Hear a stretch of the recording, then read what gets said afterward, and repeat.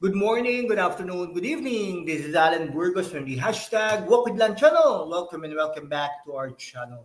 Guys, if you are not yet subscribed to our channel, please do it so now so that you can be a part of this growing family. Officially, we are now 10,209 subscribers. Konti na lang guys at malapit na po natin maatim ang ating 20,000 subscribers milestone. Maraming salamat po sa inyo.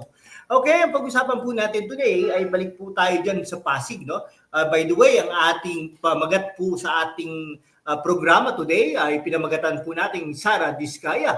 Ibinunyag ang lihim sa pagsiserbisyo sa mga Pasigenyo, ang karanasan na nagpabago ng lahat. Okay, siyempre, ano po yan, no? Sa karanasan po yan, experience po talaga, no? You cannot be able to teach experience talaga, no? Sabi nga niya, karanasan ang nag-udyok sa amin na magserbisyo sa mga Pasigenyo, sabi ni Sara Diskaya, no? Mahirap na karanasan, sabi ni Sara Diskaya, no? Ay hopefully manalo ito bilang mayor ng Pasig City, ang nag-udyok daw sa kanilang pamilya upang tumulong at makapagserbisyo sa mga Pasigenyo upang mabigyan sila ng mas magandang buhay. Sa isang panayam ay sinabi ng Pasig Mayoral aspirant o candidate na si Sara Diskaya na bago pa man sila magkaroon ng magandang buhay ay naranasan muna nila ang buhay na walang-wala o yung buhay na sobrang naghihikahos. Halos naman yata lahat dumaan sa ganyan, di ba? Sinabi niya na upang matustusan ang pangangailangan ng kanilang pamilya ay una sila nagsimula sa maliit na construction project kapalit ng maliit na halaga na para umano sa kanila ay isa ng malaking achievement. Bago pa man umano sila nakapasok sa mundo ng pangungontrata ay una nilang naranasan na pumasok sa iba't ibang industriya katulad ng pananahi, no? Diyan sa Pasig, sikat yung Crispa, di ba? Diyan po nagmula ang Crispa. Kanyang inibahagi na nasabing interview na naging panandali ang English teacher din siya at rumaraket bilang taga-benta naman ng bubong ang kanyang asawa na si Curly. No? At naranasan din po namin ang mangutang ng pera upang matustusan ang aming mga pangangailangan pati na ang edukasyon ng aming 4 na anak. Ganun naman po talaga. Pagtatapat ni Diskaya na kilala bilang Ate Sara dyan sa Pasig na taga-tagaluyon ng charity works at sa nagdarahop ng mga lugar sa Pasig City.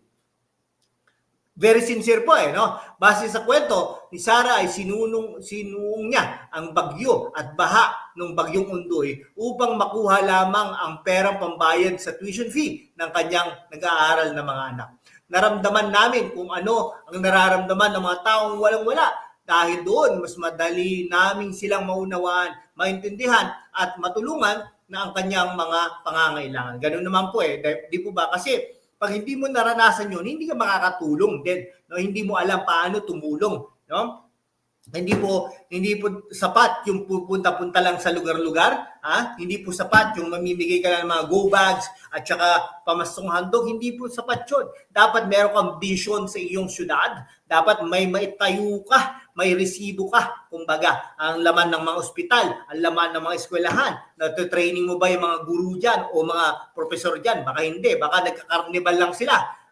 Something like that. At saka marami pang iba. No? Hindi pagpunta mo sa isang hindi ka lang magtotok. Tapos, pag may bumahing dyan, babarahin mo na. Mali yun. Isinalaysay rin ni Sara kung paano at ano ang dahilan kung bakit napalapit kanilang pamilya sa mga Pasigenyo nangangailangan ng atensyong medikal.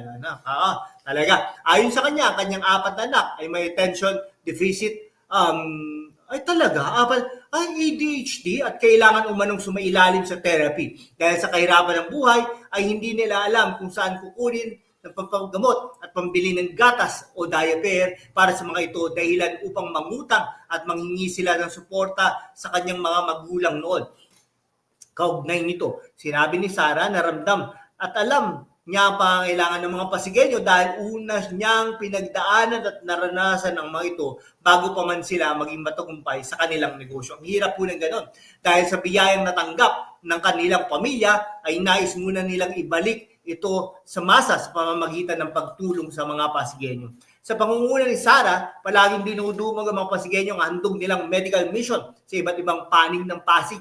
Tinangkilik ang mga kabataan ang kanilang mga youth forum at patuloy na nagbibigay ng libreng gamot wheelchairs at anumang uri ng tulong na hinihingi ng mga taong lumalapit sa kanilang charity foundation.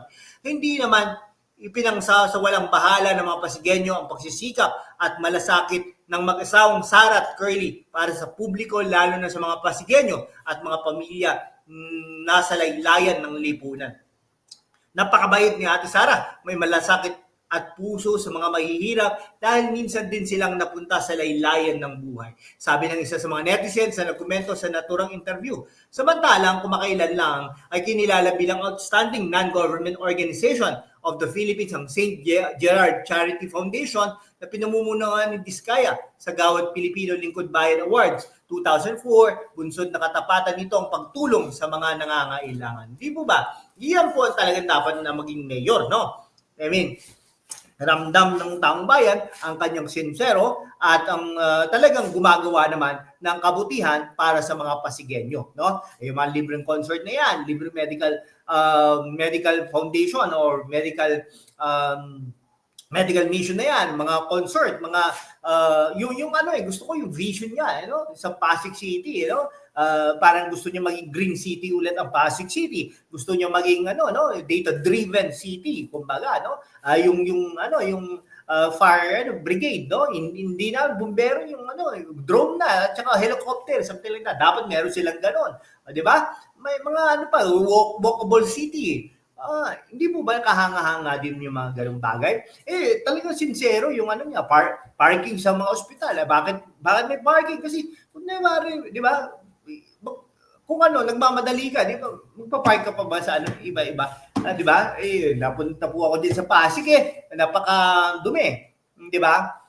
May mga parting madumi, di ba? Para in fairness naman, may mga parting madumi, may mga parting malinis din naman, no? Ayan, diyan na nga lang diyan sa malapit sa City Hall, di ba? Naglalangawan ng mga Anyway, ganun po talaga. Di ba? Anong pipiliin mo? Hindi, po guys, hindi, ibig sabihin, hindi porket may pangalan yan, yun na iboboto mo. Hindi, magkano ka sa siyasat? Sapat na ba ang 2 bags per year? Okay? Ano po ba nakikita natin proyekto na talagang kapakipakinabang dyan sa Pasig City? No? May balak pang tumakbo yata congressman Ano ba? May balak pa tumakbo bilang senador ng Pilipinas. May balak pa tumakbo bilang presidente ng Pilipinas later on. Nako sana magising po sana mga taga-Pasig. Kung hindi magising ang mga taga-Pasig, huwag na po sa buong Pilipinas. Parang awa niyo na po, no? Ako marami po, nakikita po natin kung may komento. May mga isa-isa, dalawa, pero at least naglalakas loob sila na magkomento, no? Isang komento ay yung yung building permit, no, application diyan sa City Hall. Mahirap po, talagang laksa-laksang kapawisan ang aabutin daw. Anyhow, nasa sa inyo po yan. Sige po, hanggang dito na lang po mga kaibigan ko. Maraming salamat po sa inyong lahat. Mabuhay po kayo.